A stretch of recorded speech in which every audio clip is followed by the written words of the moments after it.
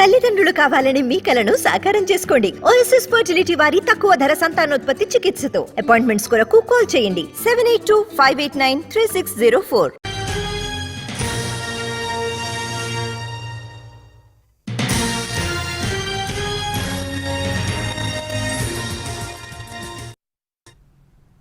నాలుగో జాబితాపై వైసీపీ కసరత్తు చేస్తోంది. సంక్రాంతి సందర్భంగా 3 రోజులు బ్రేక్ ఇవ్వగా ఇవాళ లిస్టుపై తాడేపల్లి క్యాంప్ ఆఫీసులో కసరత్తు కొనసాగుతోంది. ఇప్పటికే 3 లిస్టులు ఇచ్చిన వైసీపీ 59 నియోజకవర్గాల్లో మార్పులు చేసింది. మరో 5-6 నియోజకవర్గాల్లో మార్పులపై అధిష్టానం స్పష్టతకొచ్చినట్లు తెలుస్తోంది.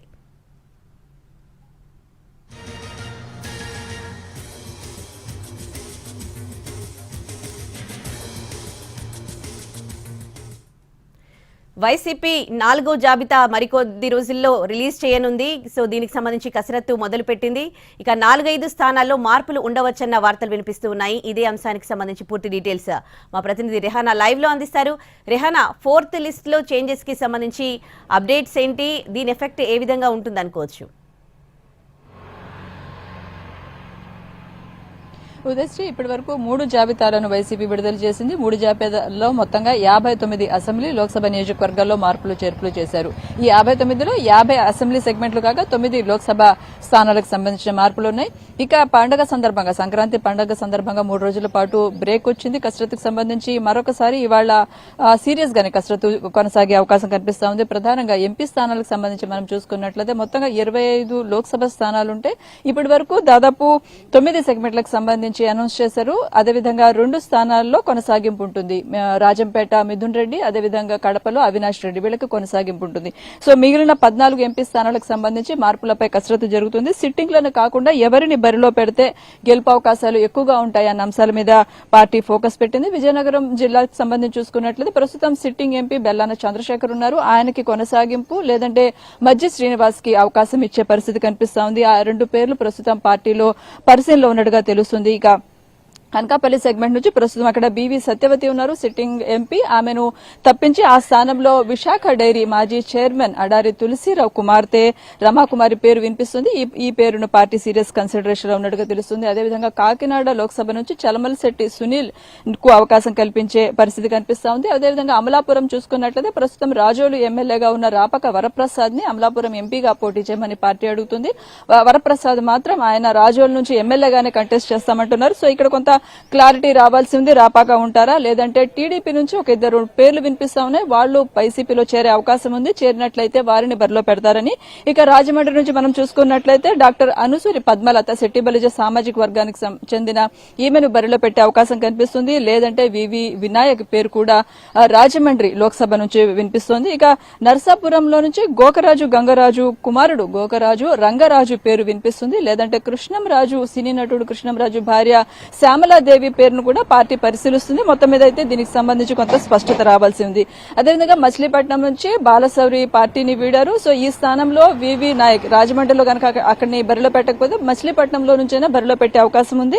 అదేవిధంగా టీడీపీ నుంచి కూడా 1-2 నాయకులు ఇక్కడ టచ్ లో ఉన్నారు. అవకాశం ఉంటే వాళ్ళని బరిలో పెడతారంటున్నారు. వంగవీటి రాధ పేరు కూడా మచిలీపట్నం సెగ్మెంట్ నుంచి వినిపిస్తుంది. అయితే ఇంకా పార్టీకి సంబంధించి సంప్రదింపులు కొనసాగుతున్నాయి. ఈ నేపథ్యంలో కొంత స్పష్టత రావాల్సి ఉంది మచిలీపట్నంలో. ఇక గుంటూరు లోక్సభకు సంబంధించి చూసుకున్నట్లయితే మోదుగుల మాజీ ఎంపీ మోదుగుల వేణుగోపాల్ వినిపిస్తుంది. అదేవిధంగా సినీ నటుడు అలీని కూడా గుంటూరు లోక్సభ నుంచి బరిలో పెట్టే అవకాశాలను పార్టీ పరిశీలిస్తా ఉంది.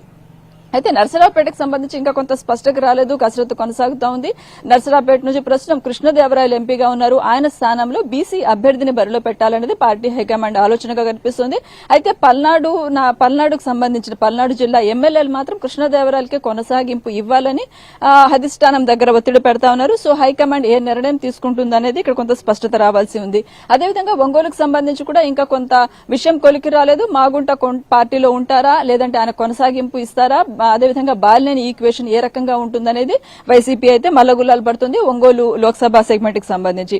అదేవిధంగా నంద్యాల ఒకవేళ గుంటూరులో గనక అలీని పెట్టకపోతే నంద్యాలలో నుంచైనా సినీ నటుడు అలీని బరిలో పెట్టే అవకాశాన్ని పార్టీ పరిశీలిస్తుంది. సామాజిక వర్గాల ఈక్వేషన్ అనుగుణంగా ఈ మార్పులు ఉండే అవకాశం వస్తుంది. అదేవిధంగా నెల్లూరు నుంచి ప్రస్తుతం రాజ్యసభ ఎంపీగా ఉన్న వేమిరెడ్డి ప్రభాకర్ రెడ్డిని లోక్సభ నుంచి బరిలో పెట్టే అవకాశం ఉంది. అయితే బాపట్ల నుంచి నందిగం సురేష్ కి కొనసాగింపు అవకాశం ఉందని నిన్నటి వరకు ప్రచారంలో ఉన్నప్పుడు కూడా తాజాగా బాపట్లలో కూడా మార్పు ఉండే అవకాశం ఉందనేది పార్టీ వర్గాల నుంచి వస్తున్న సమాచారం. అటువైపు అసెంబ్లీ సెగ్మెంట్లకు సంబంధించి కూడా కొంత కసరత్తు జరుగుతుంది.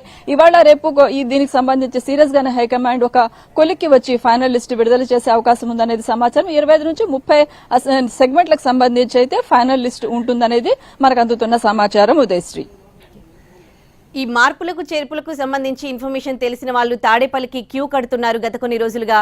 సో ఇప్పుడు తాడేపల్లి క్యాంప్ ఆఫీస్ దగ్గర పరిస్థితి ఏంటి?